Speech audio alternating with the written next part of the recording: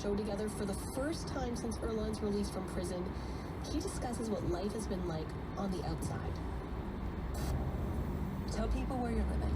I'm living in the Bay Area, and thanks to the good folks from Restored Justice, I'm in a nice transitional house.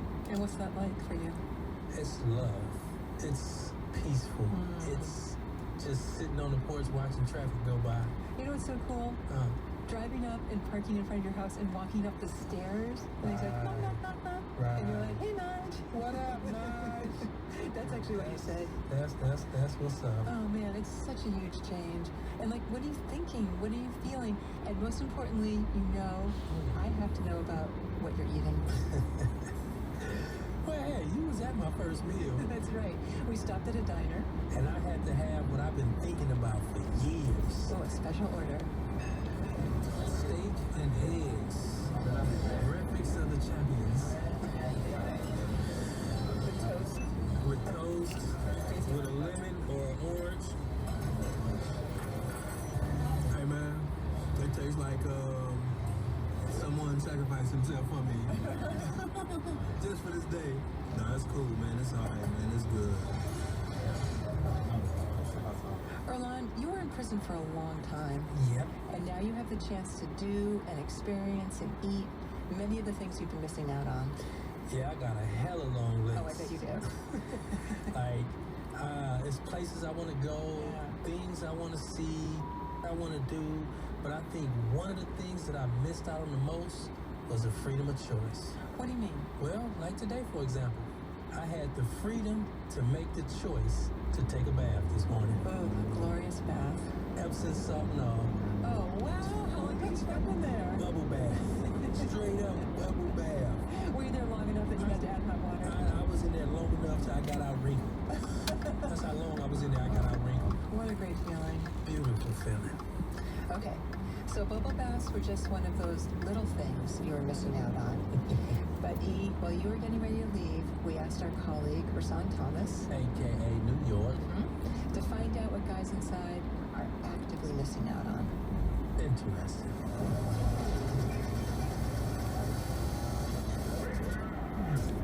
PlayStation 2. They got a dish called Manchow. It's like a crate, right? But it's a Cambodian crate kind of thing where they put ground beef in there, ground beef with some seasonings and bean sprout, and she makes this peanut dip that just it goes good together, and I miss that. That's my favorite meal.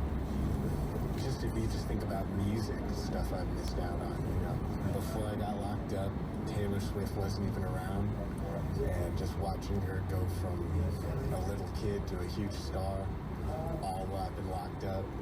I mean, that's a concert I'd probably go to several times. And you can put this on record. Taylor Swift, she's the greatest songwriter in the universe today. I had a '83 Cadillac Barrettes Eldorado, and it had a gang of bullet holes in there, but it was my favorite car. I really miss just waking up in my own bed. I miss the pillow, the sheets. I miss the sound of kids running around and the feet tapping on the ground while I'm asleep. I just miss the opportunity to yell at somebody.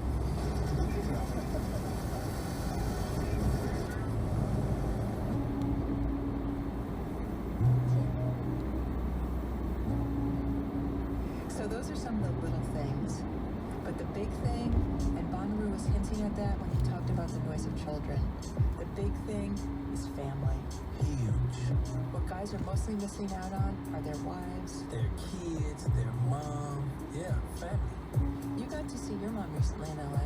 Yes, I did. I snuck up on her. She must have yelped. Ah, man, it was good seeing her. It was like real profound. Like, I can't even explain it. I can't express it. Just seeing her face. It was really sweet that you got to spend time with your family. But there was someone who was missing. Yeah, my big brother Trevor. He's still inside. He had transferred into San Quentin about a year and a half ago, and we sailed up together. I'm gonna miss him. Yeah. And I got to talk to him right before you left. He said you were a great Sally, gone AM to PM. But he said it's bittersweet that you were on your way out. I don't have to worry about him now. Meaning, let's just say if I got into something, he's gone. You know, I don't want to have to stumble or something, pull him into a situation. Because, you know, anything can happen in this type of environment. So I'm glad that he's gone. You know, and he don't have to deal with that.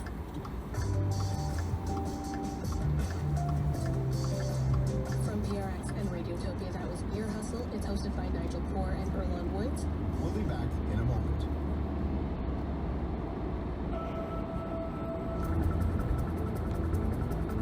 Good afternoon. Here are the headlines from the CBC Vancouver newsroom. I'm Tim Weeks. In just over half an hour, we'll get an update on the COVID-19 situation in BC.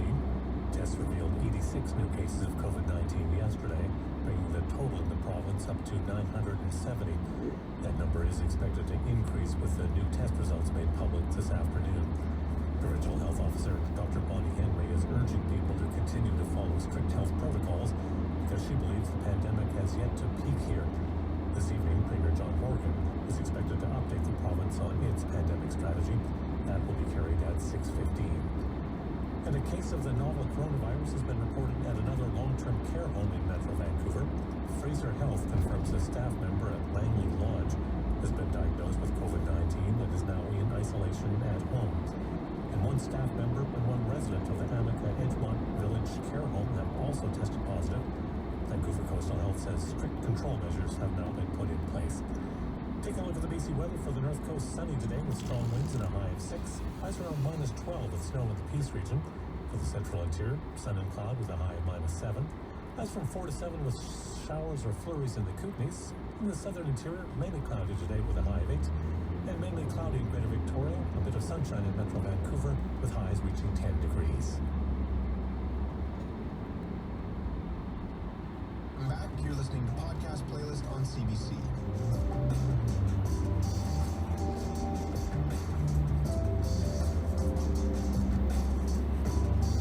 Matt, have you ever lived alone? Yes, a long time ago. I'm old, so it is a long time ago. But yes, I did live by myself for several years. Did you like it? I loved it. Yeah. And it's no, he said, slight on his wonderful family and wife and children. But no, I love being by myself. It is the best. Yeah, why, you like being by yourself as well? I love living alone. It's so great. Everything looks exactly how you want it to look and works exactly how you want it to work. And you can make decisions that it is very selfish, but just reflect on you. What do you want to have for dinner? Well, it's what you want to have for dinner. The drawback is often when I do live alone, it's takeout or AD. Okay. So, it does have its drawbacks. And that's kind of the focus of this episode. In this episode of WNYC's Death, Sex, and Money, host Anna Sale asks her listeners what it's like to live alone. I still lock all 3 locks on the door every night. Sometimes you do miss having somebody else in the house with you when, like, a scary noise happens in the middle of the night. In fact, I lock them at every point in time I'm in the apartment. Sometimes it's hard for me to go to bed because I just think about how easy it would be for someone to crawl up the fire escape and then kidnap me. I think about the scene in Frankie and Johnny when Michelle Pfeiffer is eating alone in her apartment and she starts choking and she gives herself like a Heimlich over a chair. I realized that had I fainted and hit my head on the tub, I could have been dead and found naked in the tub alone. I usually leave the door open. Why do you leave the door open? Well, what if I call for help and they can't get in? Ernie Major is 70 and has lived alone since he and his wife split and his kids left the house. I live in a single-wide trailer in Vallejo, California. And I do have a few guns. And so I have a gun safe right next to where I sleep. And I'll just leave the door of that open. How long have you lived alone?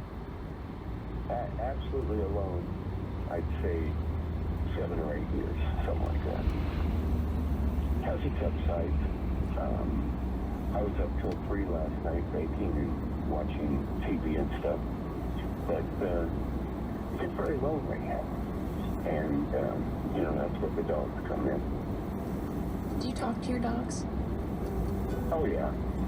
not long conversations, but and they help in the on my days off and stuff. They need want to go places, and gets me out of the house, and they kind of lift you up. What were you baking last night till 3 in the morning? Bread and a pie. I just got frozen stuff, and baked up a loaf of bread and a blackberry pie, which I'm looking forward to. In fact, that's going to be, I haven't eaten breakfast yet, so bacon and eggs and pie sounds like a balanced meal to me.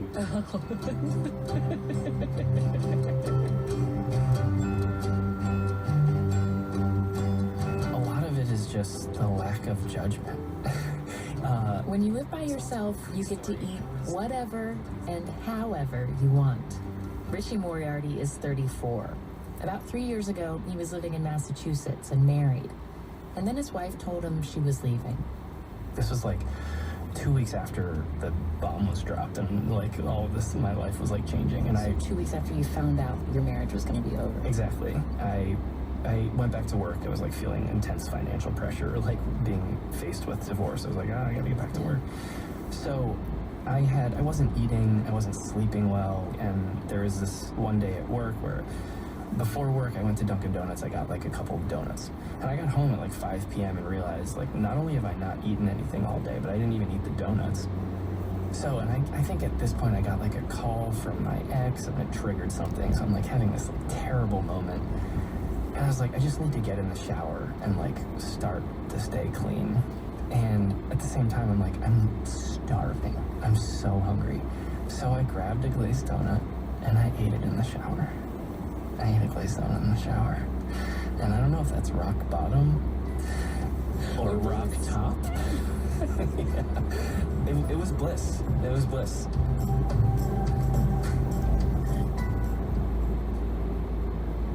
From WNYC, that's Death, Sex, and Money. It's hosted by Anna Sale. Today on the show, we're talking about the places we call home. Lindsay, is your home a tidy house? Is it a messy house? It just depends on the day. Have you been watching Marie Kondo's new Netflix show? I got the book when it first came out, Oh. and I read the first few pages, and I was lazy and didn't finish it, but I was like, I get the gist. And then I did do a major clear out of my closet. If you're not familiar with her, she wrote a book about the magic of tidying up, and this is now this wildly popular, much celebrated or hated, depending on your perspective, Right. Netflix program. People love to hate it or hate to love it. I'm not entirely sure which one. Yeah. And did you try anything? No, I watched it and I don't know. It made me annoyed. Really? Part of living is about mess, and that's Yeah. the things. You don't need to have excess mess, but it just seemed like it was too clean of a way to live for me. Maybe that goes back to the idea of living by myself as well. I'm not sure. Life is messy. Life is Messy. By the Book is a podcast where hosts Kristen Meinzer and Jolenta Greenberg read self-help books and try to live by their rules for 2 whole weeks. In this episode, they try Marie Kondo's The Life-Changing Magic of Tidying Up.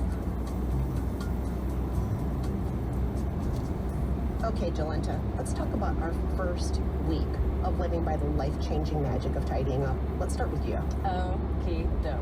I was stoked to do this book. Of course you were. Yeah. I love tidying. I love downsizing. I love systems of use and efficiency. Your eyes are getting crazy. I right want now. my house to be a spotless, like, robot-run home. Like, I just want it to be pristine and sterile. And my parents are the same way. Like, this is just how I was raised. Like, my parents are so tidy. There should be a TLC show about them because they're, like, the opposite of hoarders. And I was excited to be as tidy and, like, grown up as my parents. But my husband, Brad, was much less excited. Here he is before we even did the visualization exercise. I want to warn you that whenever you talk to me or to other people in the future about this project, you saying, just grow up, just live, like, you just gotta live like a grown-up, you know? Based on this thing that you have lived approximately 0 minutes of your life, it's gonna come off as really patronizing. It's coming off as patronizing to me right now, and if you go, and I'm with you all the time, so if you go into the outside world and start spouting off about how you just gotta free yourself, you know? Like we all just have to grow up and stop living like rat people. They'll go, shut up. Let me live my life and stop proselytizing to me about something you've never done. Holy smoky, I've never heard Brad that intense before. Oh my God. He was very nervous about starting this process, but I can't help it. I get so excited about this kind of stuff. Listen to our visualization. I want it to be... Yeah, I mean, healing's as weird as that word sounds. Like, that makes sense. That you come home and you feel rejuvenated, you feel inspired. Not like this is my self-destruction den, but this is my, like, bright, shiny haven. Exactly. Well, and like, this is a destination, not just a retreat. That's a really good way. Yeah, not just like the place to like sit and wait for the next day to come. Yeah. Oh, you sound really ready for a change in this. I know, I am. I'm always ready. That's literally why we do this podcast. So the next day we got started, and I just loved it, Kristen. I loved getting all of our clothes in one spot. Sorting my clothes was so easy. It was so refreshing. It only took us like 2 hours to do all of the clothes. I only had one little hiccup at the very end of sorting clothes when I was working on shoes, and I found these clog boots that I love. I'm sick of these. They don't look good on my feet anymore. The leather's totally warped and misshapen, like they aren't sexy anymore. But they have been my signature shoe for the past like 3 years. But like holding them, I know they don't bring me joy. They've been cobbled like 20 times. They don't look cute anymore. I get upset when I have to wear them.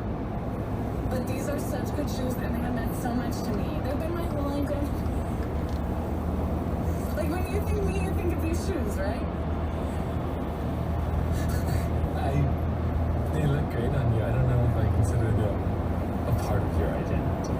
Really? Will you still love me if I take them for their service? Yes.